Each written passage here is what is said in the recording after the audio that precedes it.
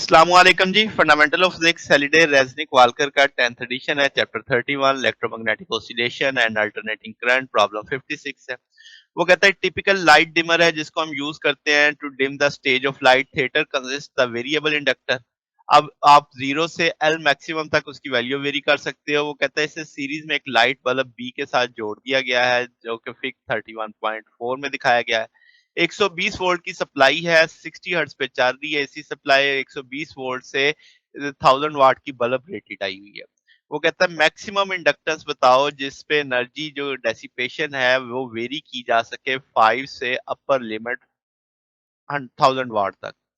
अब हम इसमें कहेंगे कि जो रेजिस्टेंस है बल्ब की वो हम टेम्परेचर से इंडिपेंडेंस मान रहे हैं। फिर वो कहता है क्या वेरिएबल रेजिस्टर जिसको 0 से आर मैक्सिमम पे लगाया जा सकता है इंडक्टर के बीच में। क्या आर मैक्सिमम अगर लगाया जा सकता है तो फिर आर मैक्सिमम की वैल्यू क्या होगी, और अगर नहीं तो क्यों नहीं किया जा सकता। अब आपके पास P is equal to I R M S होता है। I R M S peak value I not over square root two होता है यानी मैक्सिमम करंट। तो I square by R over two की वैल्यू लग जाएगी। अब मैक्सिमम और मिनिमम की रेशियो उसने हमें बता दी है कि भाई आपने बाई फैक्टर ऑफ 5।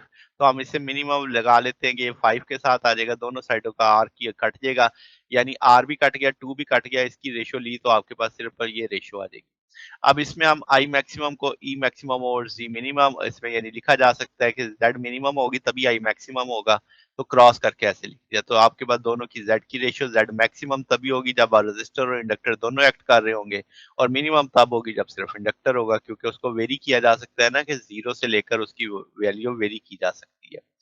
अब जनाब क्या है कि जी वैल्यू इसमें हमें आई मैक्सिमम की बजाय 5 जानते हैं, आर स्क्वायर कर लिया दूसरी तरफ।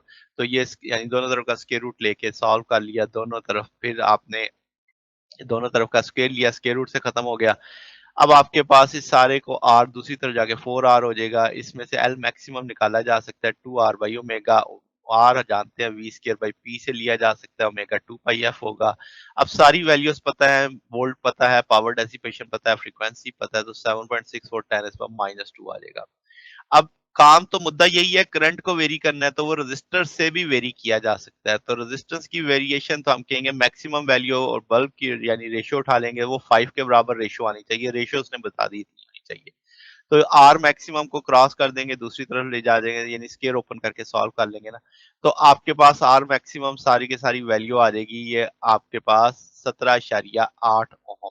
ये जो आर बल्ब है वो इसी फार्मूले से वी स्केयर बाई आर की वैल्यू लगा के हमने वो ले लिया है। तो 17.8 ओम की हमें पीक वैल्यू 0 से 17.8 के वेरिएबल रेजिस्टर चाहिए।